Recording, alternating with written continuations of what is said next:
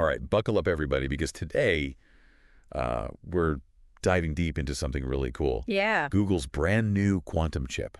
it's a big one. Willow, yeah. I Yeah, mean, it's been making headlines. Everyone's talking about it. yeah, And we're going absolutely. to break down Google's blog post, Meet Willow, our state-of-the-art quantum chip from December 9th, 2024. So hmm we'll unpack just what's so groundbreaking about this new chip, why you should care, and what it means for the future. Yeah, and it's not just about like a faster chip or anything like that. Willow represents a whole new way of thinking about computing itself. So how's it different from the chips, that we use every single day in our phones and our computers? Good question. So think about it this way. Yeah. The chips in our laptops and phones, right? Right. They use bits, and those are kind of like tiny switches. They're either on or off, Okay. 1 or 0. Pretty simple. Yeah. But quantum chips, like Willow, they use these things called qubits. And a qubit, get this, it can be a 1, a 0, or both at the same time. Whoa, wait, hold on. Both at the same time. Ugh. Yeah, How's that even possible? it's wild, right? That's called superposition. Okay. And it's that superposition that gives quantum computers like Willow so much more power than anything we've seen. So are we talking like solving problems that our best computers today, like they just couldn't even dream of? You got it, exactly. And one of the really big things about Willow is how it handles error correction. Error correction. Yeah, see, for a long time now, the biggest problem in quantum computing has been how to make the chips bigger. Add more qubits, Okay. but keep them stable. You add more qubits, they get really sensitive, and errors start popping up. Oh, I see. Like, imagine building a tower of blocks. The taller it gets, the wobblier it is. The more unstable it is. Exactly. And Google, they say in their blog post, Willow can reduce errors exponentially as we scale up using more qubits. So they figured out how to add more qubits and make And it more stable. without making it less stable. Exactly. Huge breakthrough. I mean, people have been trying to crack this problem for like 30 years. Wow. Almost as long as quantum computing has been around. That's a long time. All right, so I keep hearing about this showdown between Willow and a supercomputer. Oh, yeah, that was a pretty big deal. What was that all about? So Google, they gave Willow this task called random circuit sampling. Okay. It's a problem that's super hard, almost impossible for regular computers to solve. But it's a lot easier for a quantum computer to handle. I see. And Willow, it finished the task in under 5 minutes. 5 minutes. But here's the thing. If you tried to do that same task with, like, the best supercomputer we have, Yeah. it would take, get this, like 10 septillion years. 10 septillion years. Which is, well, a really, really long time. Long time, yeah. Longer than the universe has even existed. Okay, so it's not just like a little bit faster. You're not even close. It's like fundamentally different. Exactly. It's like a whole different way of computing. And if you look at the graph in Google's blog post, you can see just how far ahead Willow is. Okay, so Willow was really fast. It's incredibly powerful, but what does that mean for, for me, for you, for the average person? What can it actually do? Well, that's the exciting part, right? Google's talking about like a whole bunch of potential applications that could change like everything. Like what? Drug discovery, material design, you name it. Really? Yeah, like imagine being able to design brand new batteries that are way more efficient, Okay. or even developing personalized medicine that's tailored to your DNA. Whoa, that's pretty sci-fi. It is, but that's the kind of stuff we're talking about here, solving problems that are just impossible with the computers we have today. So it's not just a cool science experiment. It's like it could actually change the world. Yeah, absolutely. What's Google doing to, make sure people can actually use this technology? Well, they're taking a really collaborative approach, which I think is great. They want researchers, developers, everyone to come and explore what Willow can do.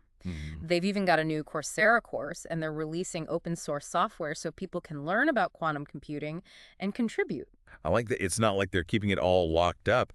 It's like they're inviting the world to join in. Exactly, and that's what makes it so exciting, because who knows what we'll discover Yeah. when you have all these bright minds working together. Yeah, it feels like we're on the edge of like some really major breakthroughs.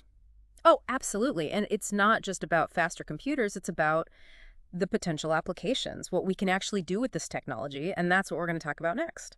All right, well, then let's get into it.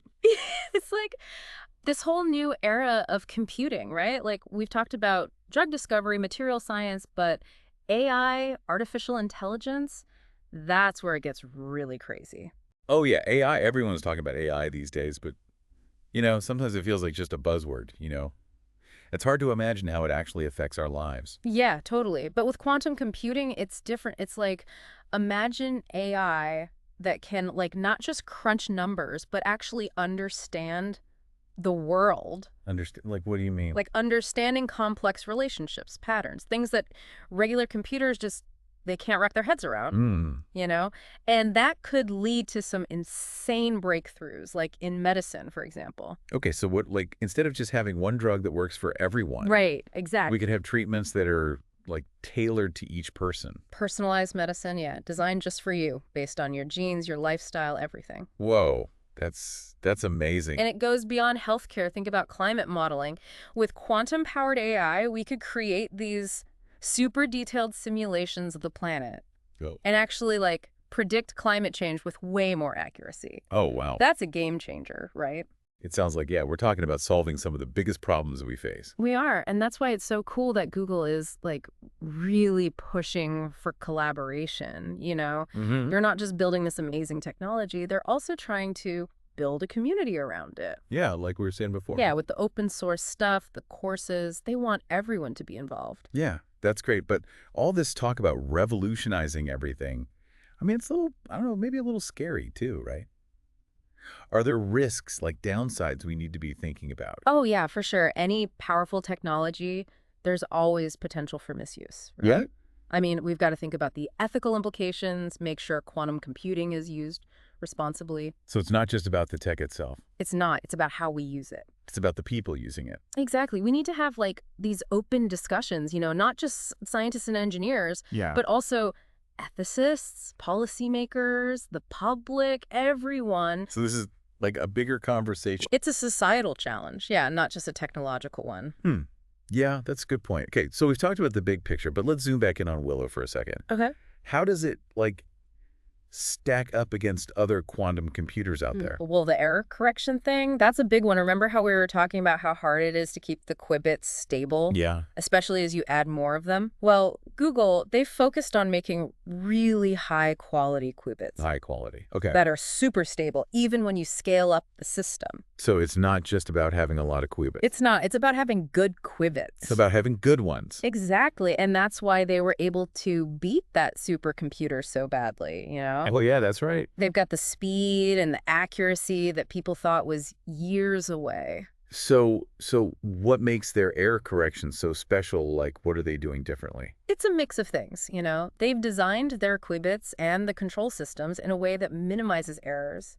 And they've also got these really smart algorithms that can detect and correct errors when they do happen. Oh, I see. So it's like a multi-layered approach. Like a safety net. Yeah, exactly. And that's how they get such good results. It sounds like they've really thought this through. They have. They're not messing around. They want to build a quantum computer that's actually useful, you know, one that can solve real problems. It's really impressive, but I'm also wondering, like, are there things that even a super advanced quantum computer like Willow can't do? Yeah, that's a good question. You know, it's not magic, right? Right. There are still some problems that are better suited for regular computers. Okay. And even with the error correction, quantum computers are still pretty delicate. They need special environments to work properly. So it's not like they're going to replace our laptops and phones anytime soon. No, not yet, but it's more like a new tool, you know? Yeah. One that can tackle specific kinds of challenges. So it's not a replacement. It's more like an addition. Yeah, exactly. And I think that's important to remember. We need to understand both what it can do and what it can't do. Yeah, that makes sense. Well, this has been a fascinating look at Willow and the whole world of quantum computing. It has. But I think it's time to wrap things up and, leave our listeners with some food for thought. Yeah. So as we kind of wrap up our deep dive on Google's Willow here, I think it's good to just step back and highlight the big things, right? What really stands out. Yeah. I mean, Willow is really pushing the limits of what we thought was possible with quantum computers. It's crazy to think we're now talking about actually solving problems that, we thought were impossible. Totally. Like revolutionizing medicine, tackling climate change. It's like the potential is just enormous. And it's not just the tech itself, right?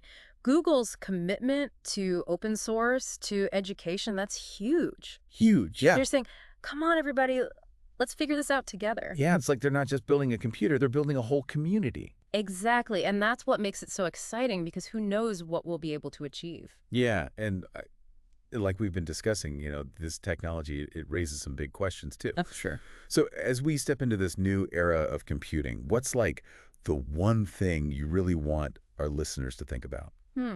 Good question.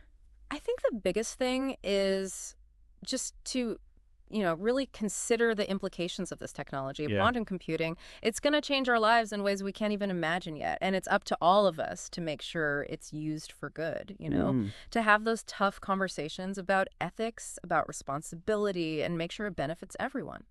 Yeah, that's a really good point. It's a reminder that we're not just like along for the ride. Right. We have a say in how this technology shapes the future. Absolutely. Well, this has been an amazing journey into the world of quantum computing. I've learned so much. Me too. And I hope our listeners have too. So until next time, keep exploring, keep asking questions, and keep diving deep. And keep an eye on Willow. Who knows what they'll come up with next? Yeah, for sure. All right. Thanks for listening, everybody.